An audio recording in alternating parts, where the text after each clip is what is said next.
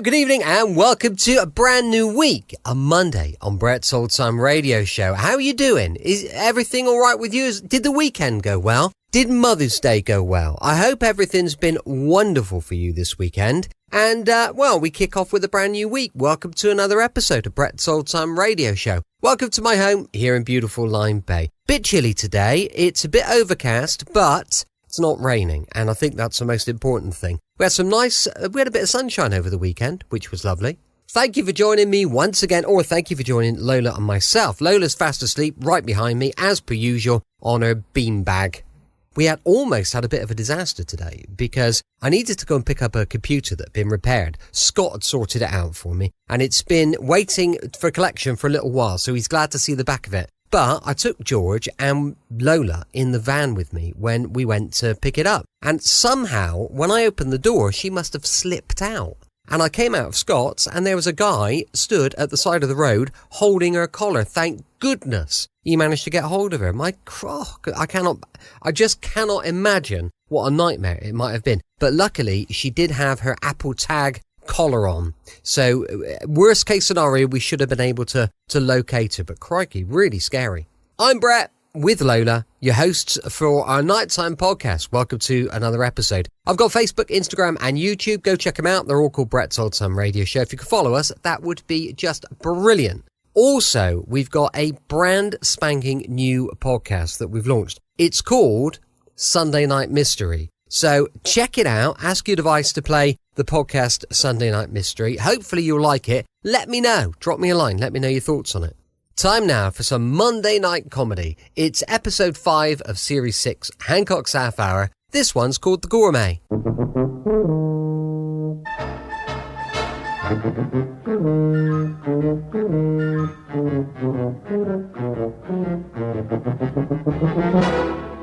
We present Tony Hancock, Sidney James and Bill Kerr in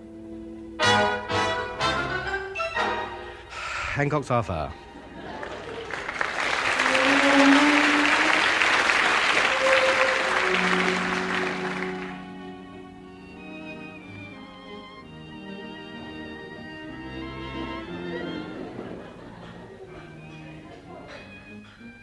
Would you care to order now, sir? By all means, waiter. An admirable menu you have here. Well, thank you, sir. We are rather proud of our cuisine. You have every right to be. By George, yes. This is without a doubt the most comprehensive nosh-up list I've seen in years. Thank you, sir. Have you decided on your choice? We mustn't rush things like this. A meal needs careful thinking about. A hasty decision could ruin the whole thing. We mustn't insult such a menu by ordering haphazardly. What a list to choose from. Roast haunch of venison and peacock's tongues, right down to roll mops and gherkins. Marvellous. I think to commence, something flippant is called for. Something light to make way for all the heavy stuff going down later. What do you think, Sidney? I don't care. Let's get at it. I'm starving. So am I. All the better. A sharp appetite complements a good meal. Yeah, well, don't let's mess about. Waiter, 6, 10, 19, 27, and a cup of tea. Thank you, sir. Wait a minute. You can't order a meal like that. This is sacrilege. You must weigh up the respective dishes in relationship with each other. See if they blend, if they complement each other. Judge the piquancy. I'm hungry. I just want to get it down me. I know that, but let's at least order with discretion. Won't make any difference to how hungry you are. You'll enjoy it more. Ordering meals is an art. The preparation of food is a highly cultured and civilized procedure. As far as I'm concerned, food is stuff you get down you when your trousers start slipping.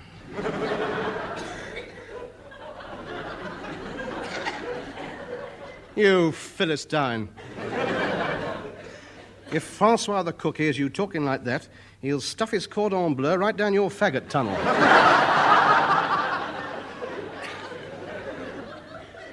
You got no idea, have you? No sense of beauty as regards to food. You must blend your dishes. It's essential. Let's take your order one by one. Number 6, peas pudding. Very admirable in its own way. Good, solid Anglo-Saxon cuisinery. What have you chosen to go with it? Number 10, Savoy's a la Elephant and Castle. So far, so good. Peas pudding and Savoy's, who could find fault with that? But now we start going astray.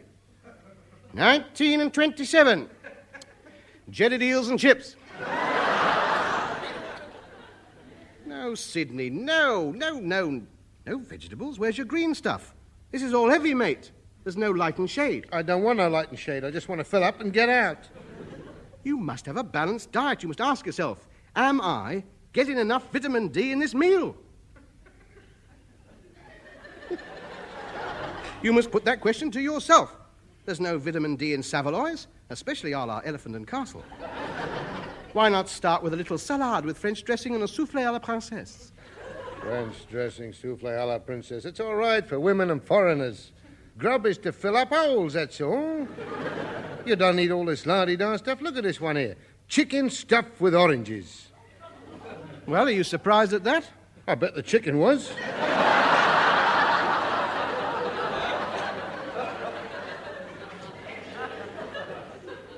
Let me explain, Sidney. We gourmets believe that as there are so many variations one can employ with the preparation of food, it is senseless not to take advantage of it.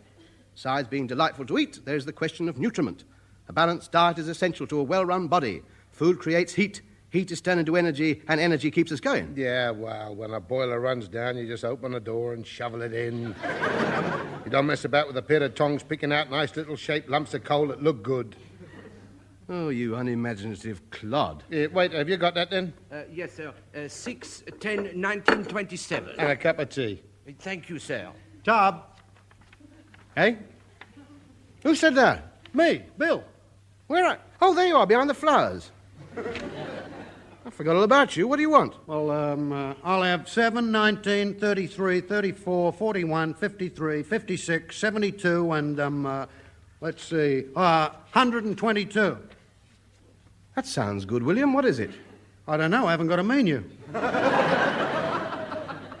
how do you know you're going to like it? Oh, I'm bound to. They're me lucky numbers. How could you order a meal like that? Well, that's how I fill in my football coupon. It's not the same thing. What have you ordered here? 7, 19, 33, 34, 122. Yes. Very tasty. Pâté de foie gras and prunes.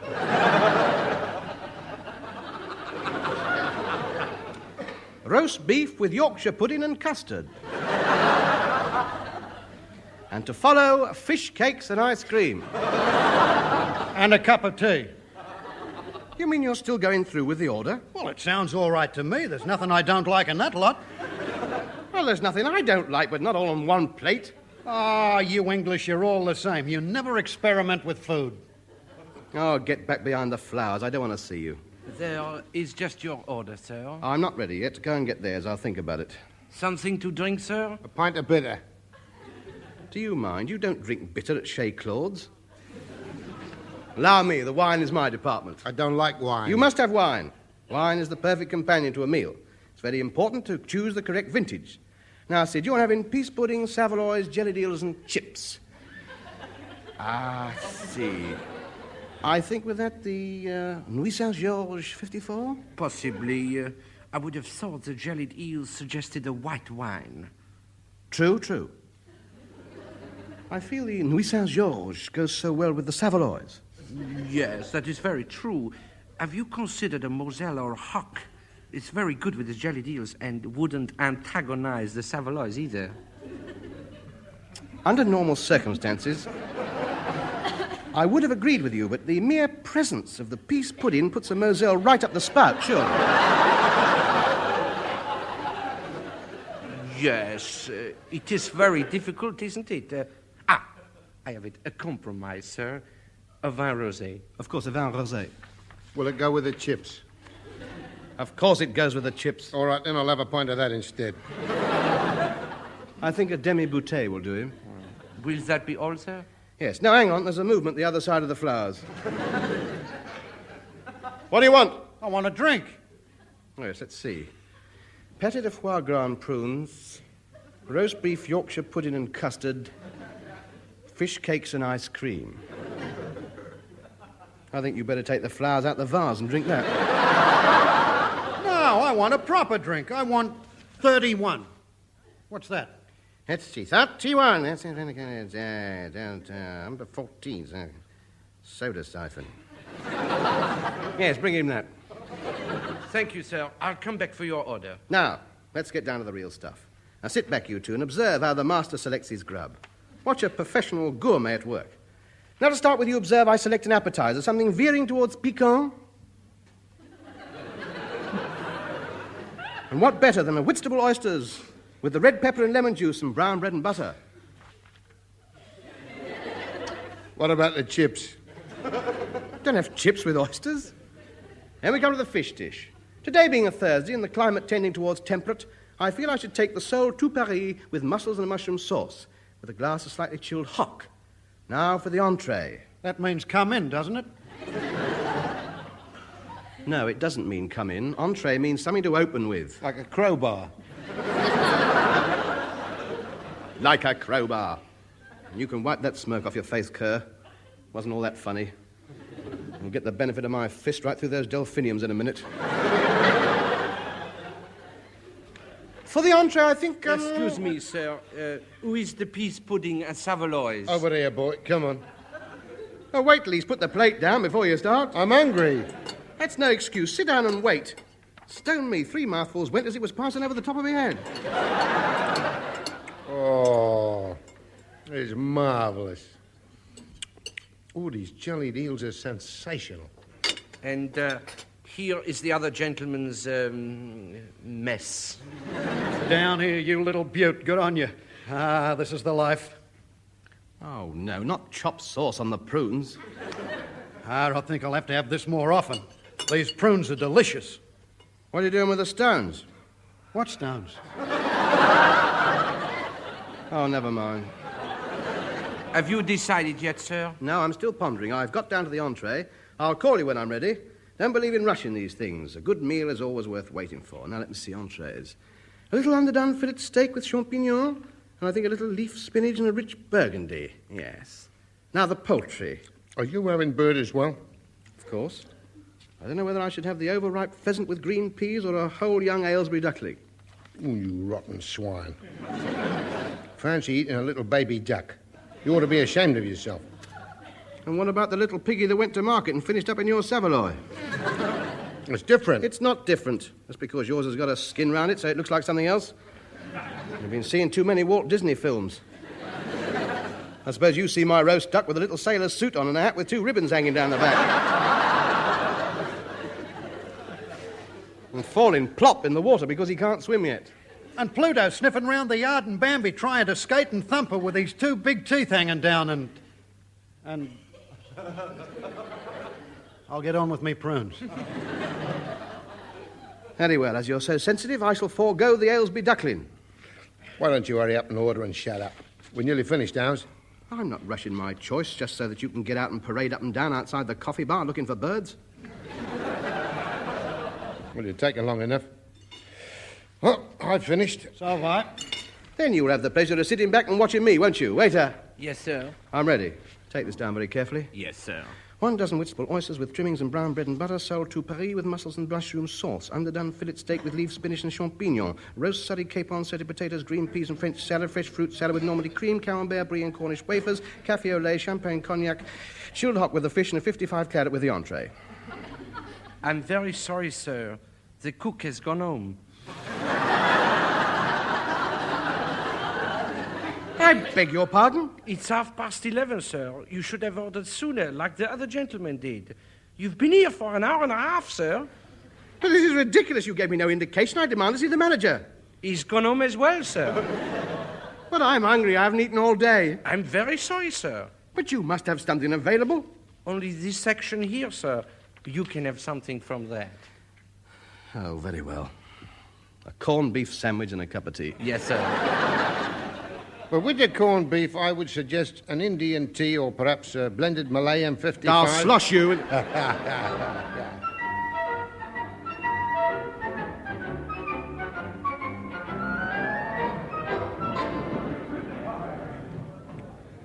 Evening, Addy. Pint of horse's collar, please. Righto, Sid. Hello, Sid. God blimey. Edwardy and Fred. I haven't seen you in years. When'd you get out?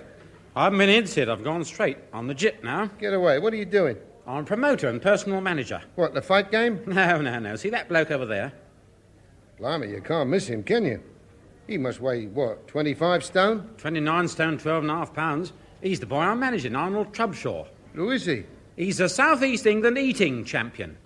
Oh, Addy, 2 dozen ham sandwiches, half a dozen meat pies, and 8 pints of bitter. Send them over to Arnold. Righto, Fred. He's not going to eat that lot, is he? Oh, yes, just a snack for he has his supper. He's in training, you see. What for? The finals of the Great Britain All-Comers Championships. Is this on the level? Yeah, certainly. Paying proposition, Sid. Well, blimey, it must cost you more than you win in grub for him. Now, we average one contest a week with purses of up to 100 nicker, plus side bets. And of course, for the big championships, the promoters supply all the grub. I didn't know this sort of thing was going on. Where have I been? Can anybody go in for the Great Britain All-Comers? Oh, yes, as long as they get their name down by the end of the month. Why, have you got a boy in mind? Well, as a matter of fact, I have. Is he a professional? No, but he likes his grub. He's a gourmet. Yeah. Well, I don't want to put you off, Sid, but I don't think he'd stand a chance against the professionals. I mean, Arnold here's the #1 contender for the world title. Go on. Yeah, when he wins the Great Britain title, I'm matching him against Henry the Human Dustbin in Chicago. Oh. Now, he's the world champion. Great eater, Sid, a great eater. Broke the world record last week. Cider beef in under 4 minutes. Oh, well, I might see you at the championships then, Sid. I'd like to see how your boy shapes up. Yeah, well, I don't think he's in Arnold's class, but you never know. There's always a giant killer, isn't there?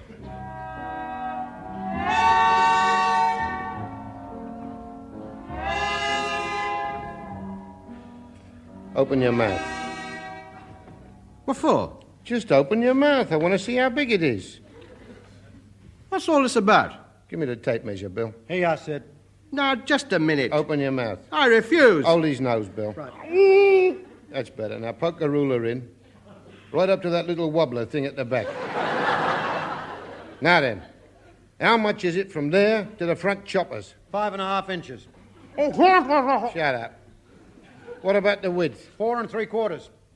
That's 2 and 3 plus. That's 150 cubic inches. Blimey, that's marvellous. That's a championship mouth, that is.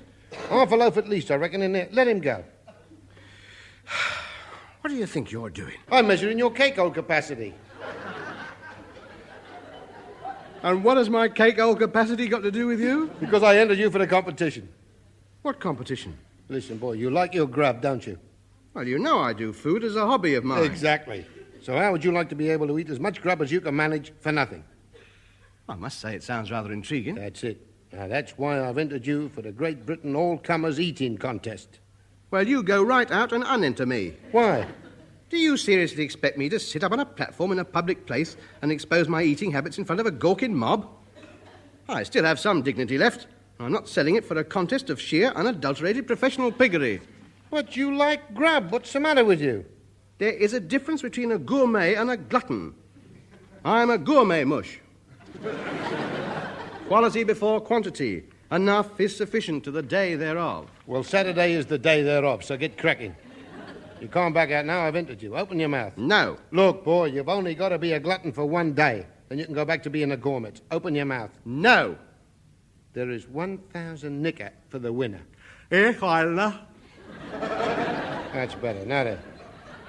You've got to go into training. Now, there's some very stiff competition, real professionals. Our only hope is to increase cake hole capacity and reduce chewing time. I met the main challenger, and his strength is his rate of chewing. Like a grinding machine, this boy. Our only hope is to bypass the chewing and concentrate on the swallowing. Now then, open your mouth again, and let's have a quick survey of the battlefield.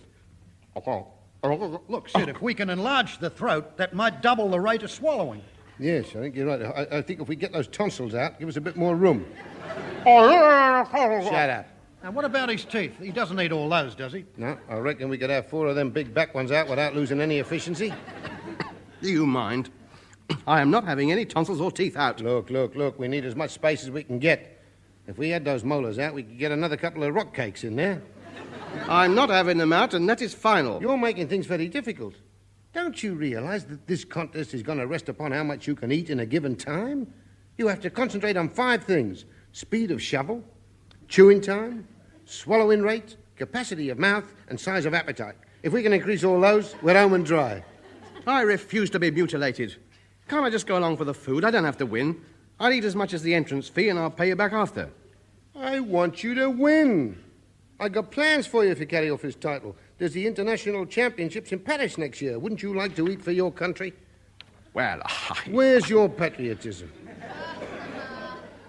You get your gold medal and a kiss from the French president. You can turn professional, and we'll go after Henry the human dustbin. Charming. I can just see it now. Personal appearance of the world eating champion, Anthony. Where does he put it? Hancock. That's it. I'm not having that. Let's finish that. All right, then. What name would you like to eat under? Just plain Anthony Hancock. What about Oller Legs?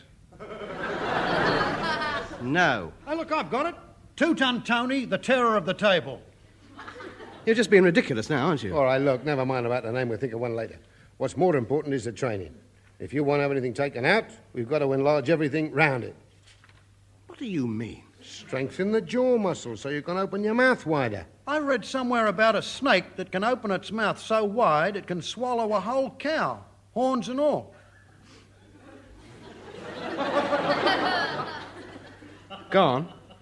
Well, I bet Harry the human dustbin can't do that. I'd be very surprised if he could. Well, then, if we can find out how the snake does it, you should be halfway there. Brilliant. Well, I'll tell you what to do. You go and find one of these snakes, and with a bit of luck, he might be able to find room for you as well. Now, wait a minute. He's got a point there. We could look to animals for a few pointers. We may be able to develop your evolutionary somehow for the future.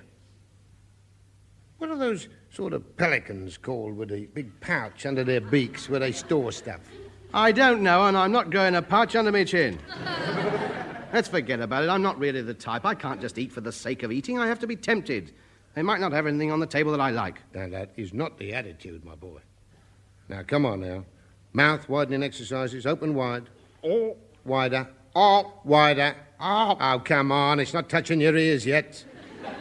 Bill, grab hold of his jaw. I'll hold his shoulders back. You ready? Now, hang. Oh, that's marvellous, isn't it? It's an extra 10 cubic inches. We'll have him looking like Joey Brown in no time. All right, close your mouth. Hey? What did he say? He says he can't. Oh, come on. Stop playing about. What's the good of an eating champion who can't close his mouth? Push it up, Bill. Right. Oh, dear, my jaw. You've ruined me muscles. I'll have to wear a garter around my head now to keep my mouth shut. It's all right. You'll be all right. It's just using muscles you haven't had to use before. Now, we'll do that exercise 20 times a day, and you'll have a mouth like a hippopotamus. I wish I hadn't started this. All right, now, come on. More training. We're going to try the mouth opening and pie chucking in at 10 paces. What's that for? Well, that's recognised training, as they all do that. It trains you to chew quickly before the next one comes. Slinging pies at me won't do any good. Maybe not. But we'll be able to work off a lot of hatred. Hold him, Bill. Right. Ready? Play. Ooh, How's that? not out. I'm going to try a googly this time. Play.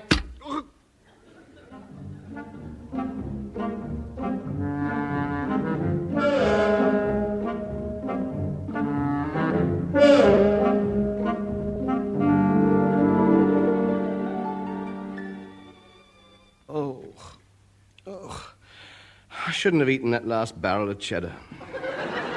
Don't give up now, Tub. You're doing marvellous. Hancock, I'm proud of you. You've eaten your way through to the semi-finals. Beautiful to watch. Poetry in motion, watching your jaws champing away there.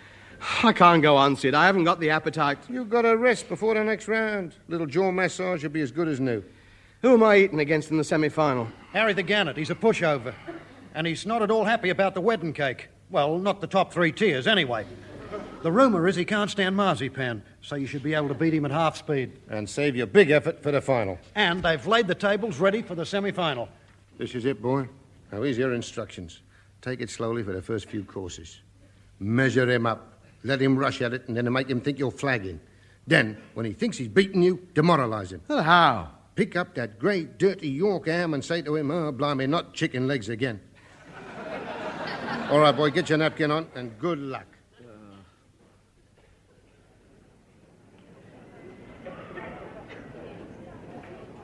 My lords, ladies and gentlemen, this is a 15-course contest for the semi-final of the Great Britain All-Comers Eating Championship between, at the red table, Harry the Gannet from Hounslow,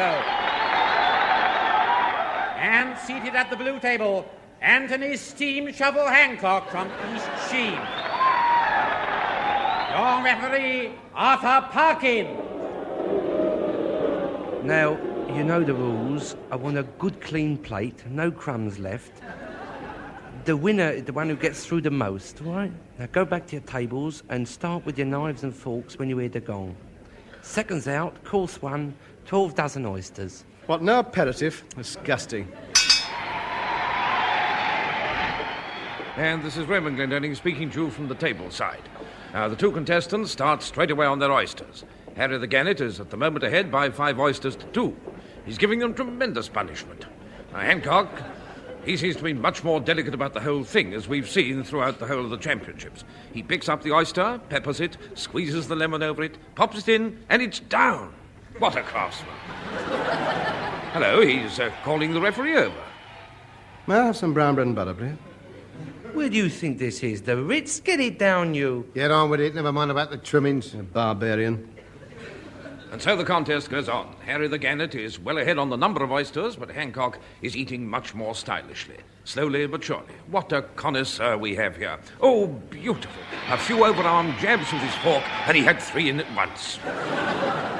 Yes, he's much the more impressive eater of the two.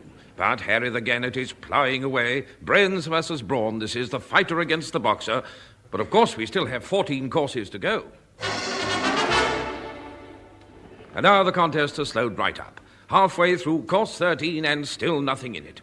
This is probably the most exhausting course of all. 2,000 yards of spaghetti bolognese. And I may say the fork twirling has slowed right up now to a mere 12 revolutions a minute. And for those of you who are technically interested, I shall now give you the rate of the fork as it enters the mouth. In, out. 1, out. 2, out. 3, out. 4, out. You know, I would say that Hancock has the faster rate at 22 forks a minute, whereas Harry the Gannet is forking at about 21. I should also say that Hancock is ahead on distance by about 10 yards. And now here come the seconds with the liquid refreshment. And what's this? Hancock's protesting. He's going to retire. Yes, there's no doubt about it. Hancock has thrown in the fork. What drama's been enacted down here? What's happened? He was obviously well in front, had Harry the Gannet sliding slowly under the table, and now he's retired. You great lump. You had the contest in your pocket. What did you turn it in for? Do you seriously think I would consider drinking a white burgundy with spaghetti? Everybody knows it calls for a Chianti, at least. Well, you've ruined it now, haven't you? Don't you ever do that again. Your next contest is the Scarborough Indoor Championship. Don't bother. I'm finished with food. I've seen enough food these last few weeks to last me for the rest of my life. I've ruined my digestion. I can't even face any more food. The prospect of it nauseates me. Do you mean that? I do. I don't care if another morsel never passes my lips again. Well, this needs a bit of thinking about. Bill, give me that other entry form there, will you?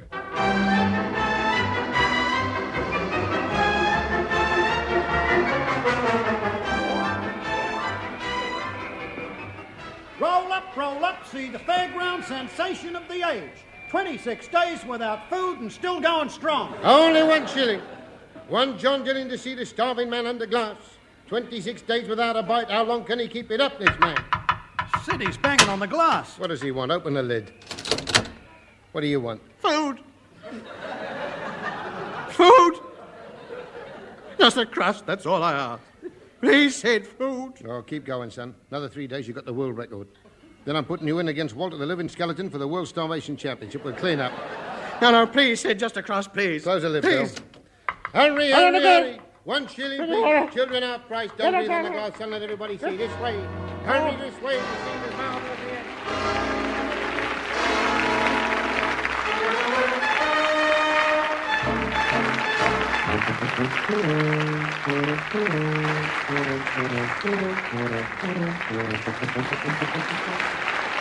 That was Hancock's Half Hour, starring Tony Hancock with Sidney James, Bill Kerr, Warren Mitchell, Hugh Morton, and guest star Raymond Glendenning. Theme and incidental music composed and conducted by Wally Stott. Alan Simpson and Ray Galton wrote the script, and the program, which was recorded, was produced by Tom Ronald.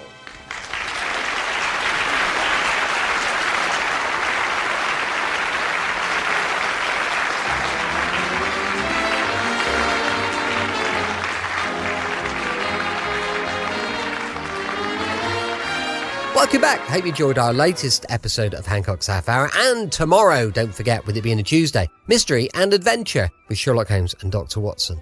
Going live at 5 p.m. GMT. Now, as I mentioned earlier, please do remember we've got a brand new podcast. It's called Sunday Night Mystery. Please do go check it out. It's all true crime stories. So hopefully you'll enjoy it. Let me know what you think. Thanks for listening. I'll be with you 7 days a week, each and every week, and I'll see you tomorrow on Brett's Old Time Radio Show. Love you. Bye.